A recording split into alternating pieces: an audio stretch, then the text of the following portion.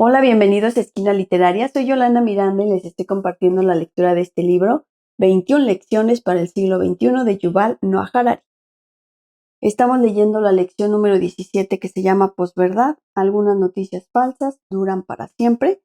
Y el día de hoy vamos a leer Una vez una mentira, siempre la verdad. Las religiones antiguas no han sido las únicas que se sirvieron de la ficción para consolidar la cooperación. En épocas más recientes, cada nación ha creado su propia mitología nacional, mientras que movimientos como el comunismo, el fascismo y el liberalismo pergeñaron complicados credos que se reforzaban a sí mismos. Según se dice, Joseph Goebbels, el maestro de la propaganda nazi y quizá el más completo mago de los medios de comunicación de la era moderna, explicó sucintamente su método al afirmar que una mentira contada una vez sigue siendo una mentira, pero contada 1000 veces se convierte en una verdad. En Maycraft, Clitter escribió que la más brillante técnica de propaganda no produciría ningún éxito a menos que siempre tenga presente un principio fundamental. Debe limitarse a unos pocos puntos y debe repetirlos una y otra vez. ¿Acaso puede un vendedor ambulante actual de noticias falsas mejorarlo? La máquina de propaganda soviética fue igualmente flexible con la verdad y reescribió la historia de todo desde guerras enteras a fotografías concretas.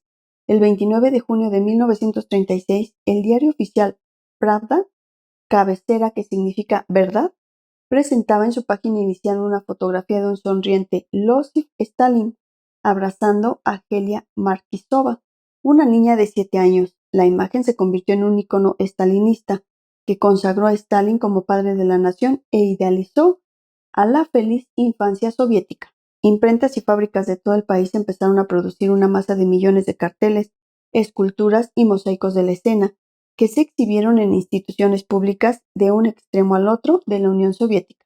De la misma manera que ninguna iglesia ortodoxa rusa estaba completa sin un ícono de la Virgen María con el niño Jesús en brazos, ninguna escuela soviética podía estar sin un ícono del papá Stalin abrazando a la pequeña Gelia.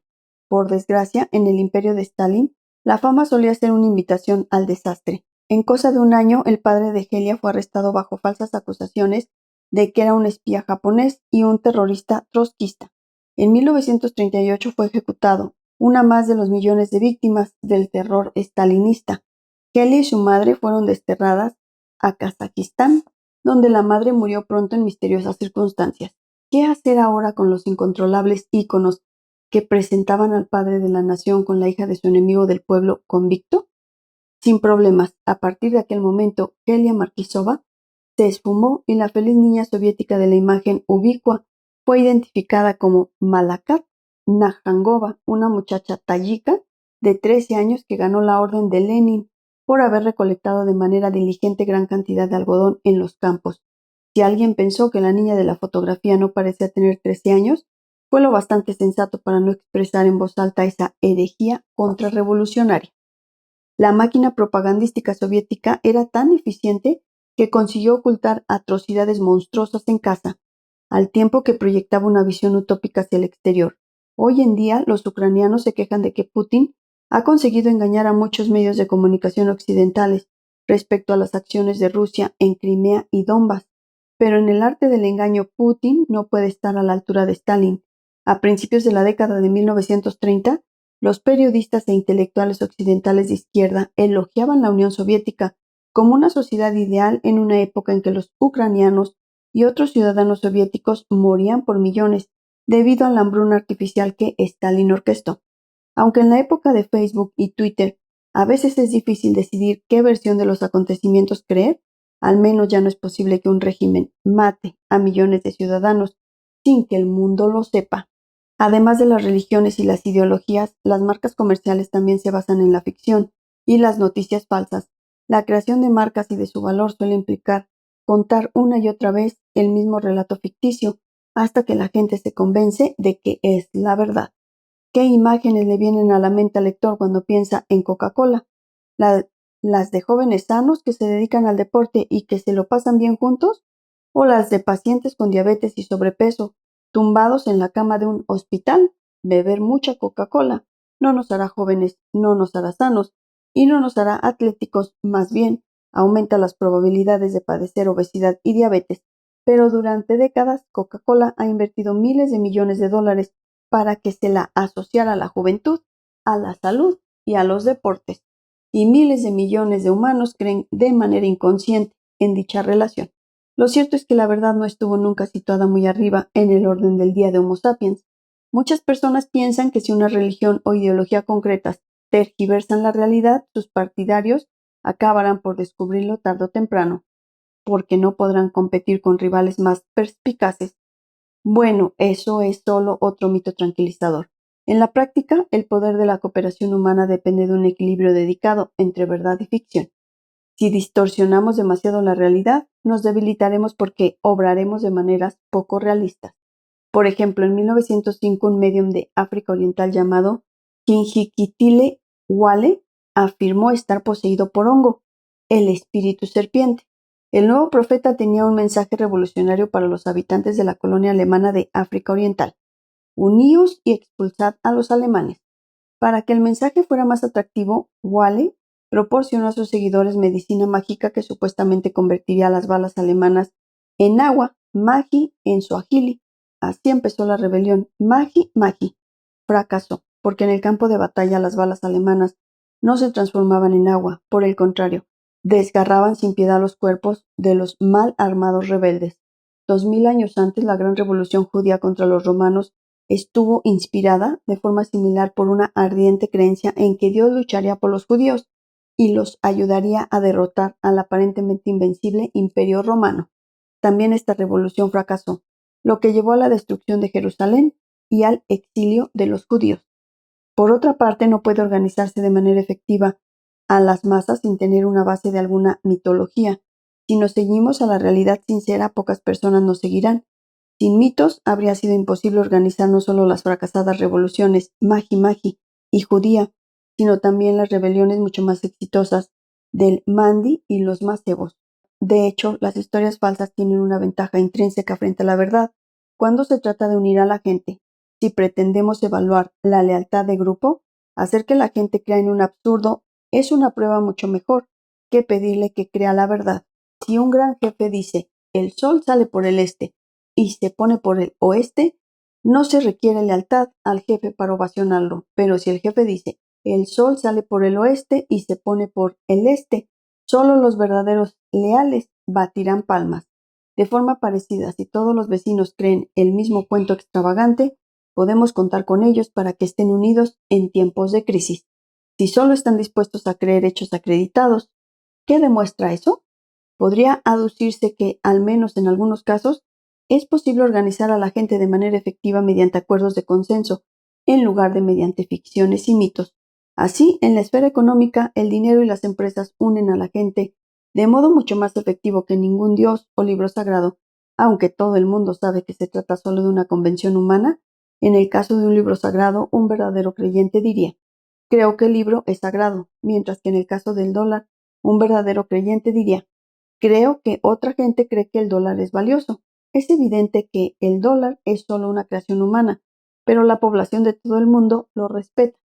Si es así, ¿por qué no abandonan los humanos todos los mitos y ficciones y se organizan fundamentándose en convenciones de consenso, como el dólar?